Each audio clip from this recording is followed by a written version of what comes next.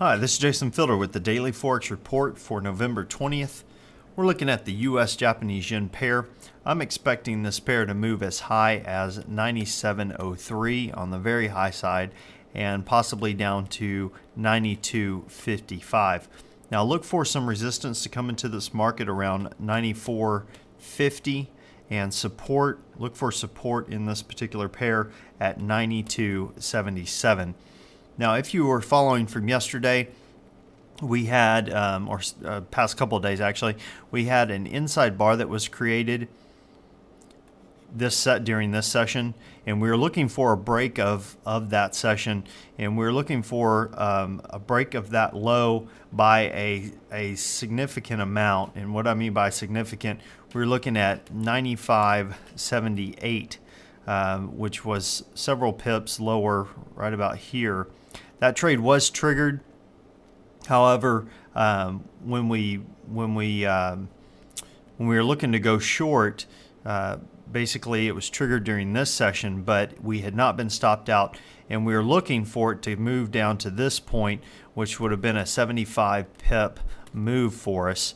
And basically we were using a 1-to-1 risk to reward ratio. So when we went short, we had a stop, and it was close to 96.50 in that range.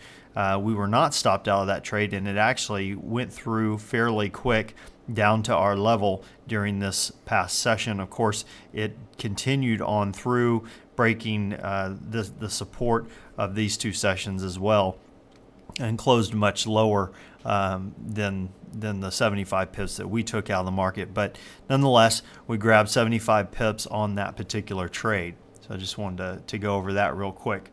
Now, moving over to the Euro USD pair. This pair moved down today after moving higher. It's done that 2 days in a row, 2 sessions in a row.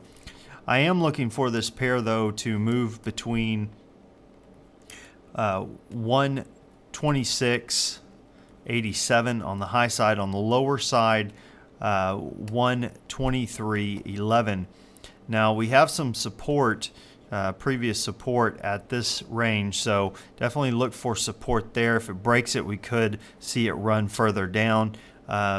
If it doesn't break through it, then we could see it bounce. So just make a note of that. Let's switch over to the pound US dollar pair. This pair, here we go, let's adjust the chart real quick. This pair has been moving sideways pretty much all week. I am expecting this pair to move between 151.10 on the high side, and on the low side 145.38. We're also looking, keeping an eye on this particular session. We have some support there. Do look for some resistance to come into this particular pair around 148.97. And as far as support goes, look for support around 146.31. This pair is pretty much just tracking sideways. The bias is to the downside, but don't know when that will actually break down. Now, this particular pair we looked at the other day, I drew some trend lines. We actually got a break of the trend line to the upside during this session, which I thought was interesting. I am looking for this pair, though, to move as high as 123.68, and on the lower side 120.31. Look for some resistance around this same area, around the 1.2368 area, and look for support around 121.50. This pair continues to move higher. When it pulls back, you can draw your trend lines again and look for a break, basically, of this low on the trend line, and go a few pips below that, and look for an area to go short. But I don't know if that's going to happen anytime soon. Something I am looking at, though, is the U.S. Canadian dollar. We did have an overextended trigger today. You can see the market did go up. The only issue with this one is that the difference between the close and the high is only 10 pips. So one clever thing about that, though, is that we have some previous support or I'm sorry, previous resistance that is above that point. So you could, if you get if it retraces statistically, it should retrace that 10 pips, but most likely will go on up to that resistance. Another pair that we're looking at is the, let's see here, where was it? There we go. The Euro Australian dollar. This pair has a much larger room to run up, all the way up. I believe it's roughly, it's over 100 pips worth of room there from the close to the high. So that would be a good trade to put on, especially since this one already has pulled back some. Go ahead and take the difference, have your stop loss, and then your take profit, and look for it to move higher for that particular pair. So those are two of the trades that I'm looking at during this next session. Well, we have the Swiss releasing their trade balance today. It was better than expected. Really didn't affect the move of the U.S. Swiss today. As you saw, the U.S. dollar moved higher.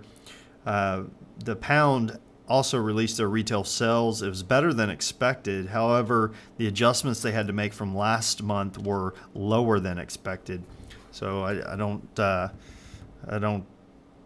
believe that helped the pound today. Although I think oil had more to do with today's session than either one of those news announcements. But looking ahead, we have the Canadian dollar releasing their CPI report for October. That's being released at 7 a.m. Eastern Time. The consensus is that it has dropped from 0.1% down to negative 0.2%. Year to date, they're expecting it to hold at 3.4%. As far as the rest of this goes, as far as tomorrow, looking at the CPI report, it can affect the U.S. Canadian dollar.